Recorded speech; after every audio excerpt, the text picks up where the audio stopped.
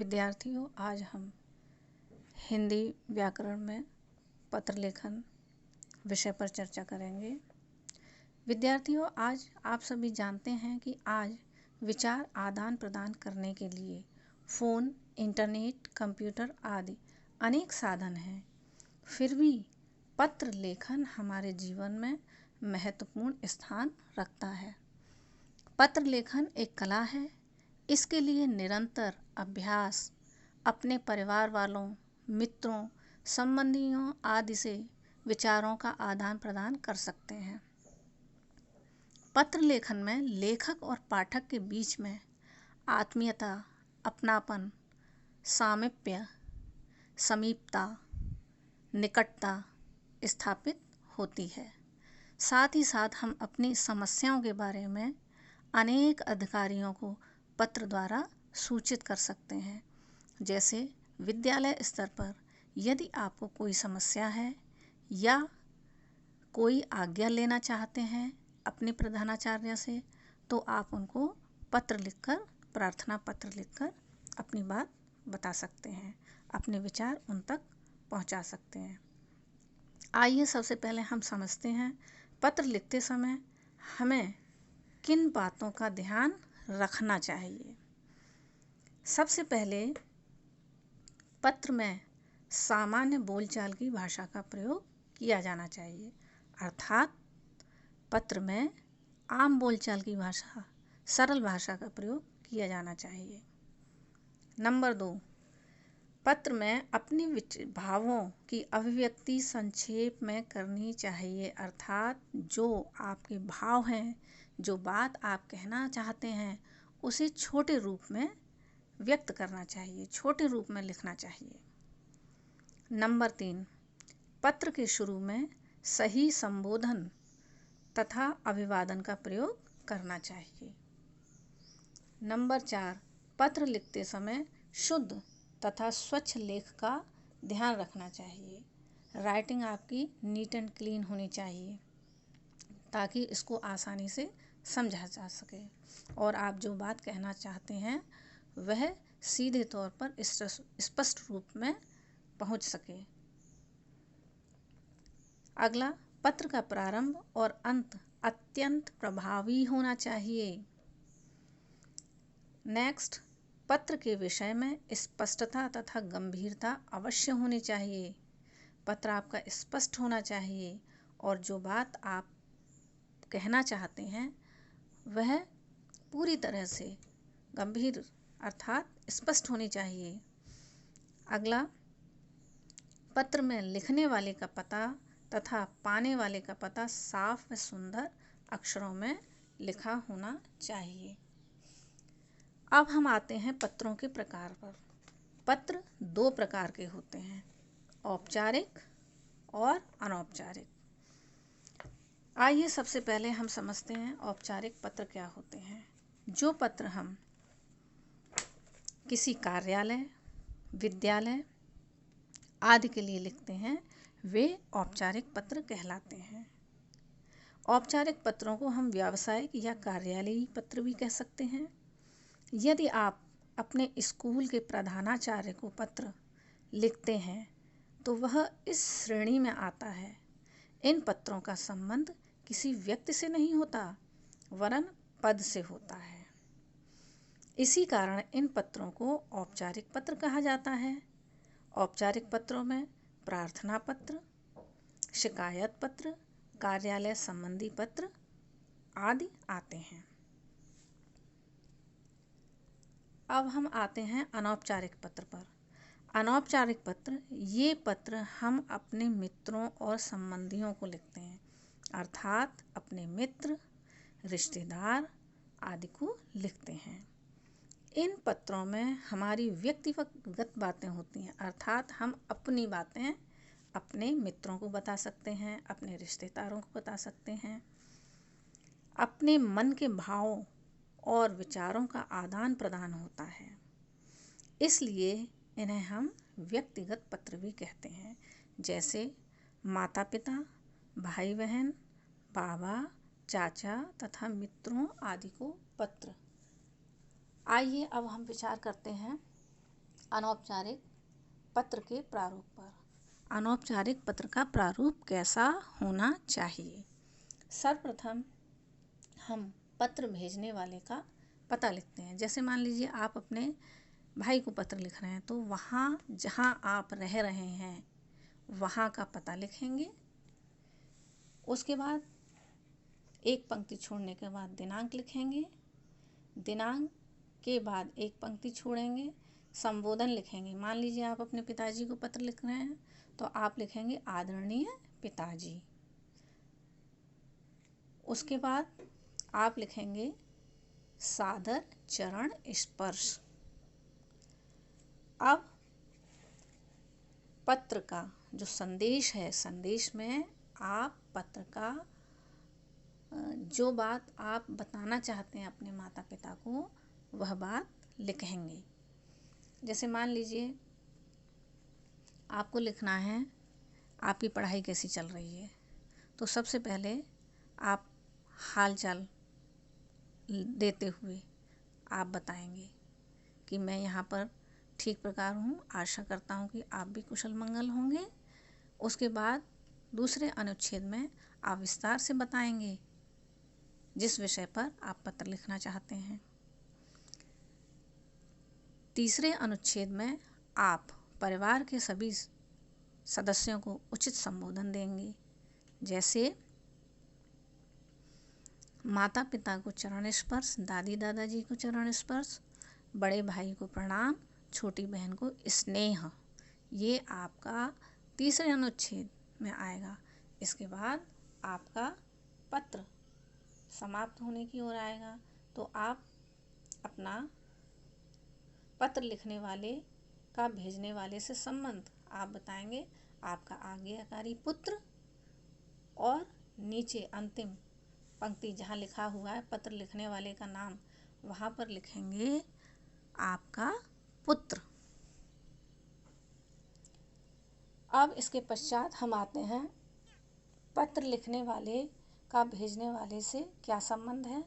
पत्र लिखने वाले का नाम, जैसे आपने लिखा अनौपचारिक पत्र, तो अनौपचारिक पत्र में प्रयुक्त होने वाली प्रशस्ति, अभिवादन और समाप्ति।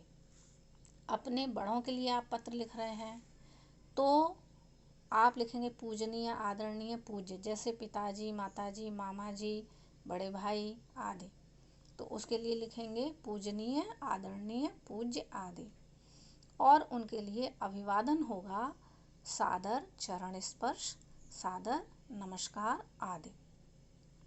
जब आप अंत में पत्र समाप्त करते हैं तो वहाँ पर आप लिखेंगे आपकी या आपका बेटी या बेटा, पोता या पोती, जो भी आपका संबंध है जिसको आप पत्र लिख रहे हैं। जब आप अपने बराबर या छोटों के लिए, बराबर वालों के लिए या छोटों के लिए पत्र लिखते हैं, तो आप उनको संबोधन क्या देंगे, प्रशस्ति क्या देंगे, प्रिय, प्यारे, चिरंजीव आदि।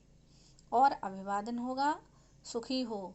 जैसे आपका छोटा भाई है, आपको उसको पत्र लिखना है, तो सबसे पहले आप उसको जो संबोधन देंगे, जिसको हम प्रशस्ति कहते हैं, आप संबोधन क्या देंगे, प्रिय भाई, उसका नाम भी लिख सकते हैं, प्रिय अमित, प्रिय सुमित।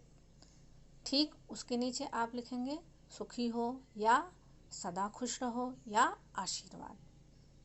समाप्ति, जब अंत में पत्र समाप्त करते हैं तो आप लिखते हैं तुम्हारा या तुम्हारी मित्र या भाई या बहन आदि शब्दों का प्रयोग करते हैं। आइए अब हम सूचीबद्ध रूप से जानें कि अनौपचारिक पत्रों का आरंभ और समापन किस प्रकार से करेंगे। यदि मान लीजिए आप पत्र माता पिता, दादा दादी को लिख रहे हैं, तो पूज्य या श्रद्धेय लिखेंगे, उनको चरण स्पर्श लिखेंगे और अंत में आपका पुत्र। इसी प्रकार आप बड़े भाई या बहन को लिख रहे हैं तो आदरणीय, पूजनीय, सादर प्रणाम, प्रणाम और अंत में आपका स्नेही। अन्य लोगों को या गुरुजन को पत्र लिख रहे हैं तो आप लिखेंगे माननीय, नमस्कार और अंत में आपका स्नेहाकांक्षी। मित्र या सखी को पत्र लिख रहे हैं तो प्रिय बंधु, प्रिय सखी, नमस्ते, नमस्कार, तुम्हारा मित्र। अपने से छोटों को लिख रहे हैं तो प्रिय चिरंजीवी, आशीर्वाद, सुखी रहो, खुश रहो, तुम्हारा सस्नेह आदि शब्दों का प्रयोग करेंगे। अब आइए आते हैं हम पत्र पर कि विस्तार से हम किस प्रकार से पत्र लिखेंगे। यहाँ पर हम एक पत्र दे रहे हैं जो पैटर्न है जिसके द्वारा आप लिखना सीखेंगे कि पत्र किस प्रकार से लिखा जाता है। यह पत्र हम मित्र को पुरस्कार मिलने पर बधाई पत्र के रूप में लिख रहे हैं, या पैसे मंगवाने के लिए पिताजी के लिए पत्र लिख सकते हैं। तो यहाँ पर हम आपको बताएंगे पैसे मंगवाने के लिए पिताजी को पत्र किस प्रकार से लिखेंगे। मान लीजिए आप कहीं छात्रावास में रह रहे हैं तो उस छात्रावास का नाम लिखेंगे, ठीक है। या आपके पिताजी बाहर रहते हैं, आप घर पर हैं, आपको पत्र लिखना है, आपकी माताजी ने कहा है पापा जी को पत्र लिखिए और पैसे मंगवाइए, तब आप अपने घर का पता लिखेंगे, ठीक है। तो ये पत्र आप छात्रावास से लिख रहे हैं। छात्रावास Saint John's Academy, Karchhana, Prayagraj, इस प्रकार से आप लिखेंगे। और प्रत्येक पंक्ति के बाद आपको कॉमा लगाना अनिवार्य है। जैसे आपने लिखा छात्रावास कॉमा, फिर उसके ठीक नीचे लिखेंगे सेंट जॉन्स एकेडमी कॉमा, उसके ठीक नीचे आप लिखेंगे करछना कॉमा, फिर आप एक पंक्ति छोड़ेंगे और डेट लिखेंगे, तारीख लिखेंगे, ठीक है। उसके बाद एक पंक्ति छोड़ने के बाद आप लिखेंगे संबोधन। तो ये पत्र आप अपने पिता को लिख रहे हैं, इसलिए यहाँ पर लिखेंगे आदरणीय पिताजी कॉमा, ठीक उसके नीचे सादर चरण स्पर्श, क्योंकि पिताजी आपके सम्माननीय हैं, आप पिताजी का आदर करते हैं, इसलिए आप लिखेंगे सादर चरण स्पर्श, उसके बाद कॉमा। अब सादर जहाँ आपने लिखा है उसके ठीक नीचे आएंगे, आप लिखेंगे मैं यहाँ सकुशल हूँ और आप भी सकुशल होंगे, अर्थात आप सभी की कुशलता के लिए सदैव ईश्वर से प्रार्थना करता हूँ। अब दूसरा अनुच्छेद ठीक इसी के नीचे से शुरू करेंगे। आप बताएंगे नई कक्षा में अब मुझे सभी विषय समझ में आ रहे हैं। बोर्ड परीक्षा को ध्यान में रखकर हमारे लिए जून में विशेष कक्षाएं लगाई जाएंगी। इन कक्षाओं के लिए 700 रुपये शुल्क देना है। शुल्क फीस के रूप में दिया जाने वाला धन शुल्क कहलाता है। मुझे 2 किताबें भी खरीदनी हैं, अतः आप मुझे 1000 रुपये भेज दीजिए। यह आपका दूसरा अनुच्छेद है, इसमें आप अपनी पूरी बात विस्तार से लिखेंगे। इसके बाद हम आते हैं तीसरे अनुच्छेद में। तीसरे अनुच्छेद में मुख्यतः हम परिवार के सदस्यों को यथोचित, यानी कि जिसको जो सम्मान देना है, प्रेम देना है, वह लिखते हैं। जैसे तीसरे अनुच्छेद में देखिए क्या लिखेंगे, माँ को मेरा सादर प्रणाम और मुन्नू या छोटी बहन को प्यार कहिएगा। इस प्रकार से आपका पत्र समाप्त हो जाएगा। अब इसके ठीक नीचे जहाँ आपने लिखा है माँ को मेरा सादर प्रणाम, आप लिखेंगे आपका आज्ञाकारी पुत्र, कॉमा लगाने के बाद आप अपना नाम लिखेंगे, जो भी आपका नाम है नाम लिखिएगा और नाम पहला लिखेंगे। जैसे आपका नाम सुमित शर्मा है तो आप लिखेंगे केवल सुमित, शर्मा नहीं लिखेंगे, और सुमित लिखने के बाद विराम लगाइए। इस प्रकार से यह आपका पत्र लेखन पूरा हुआ। मैं आशा करती हूँ आप सभी ठीक प्रकार से समझ गए होंगे। और यदि आप नहीं समझ पा रहे हैं, जो भी कन्फ्यूज़न है आपको, आप मुझसे पूछ सकते हैं। मैं आपका मार्गदर्शन करने के लिए तैयार हूँ। धन्यवाद चिल्ड्रेन।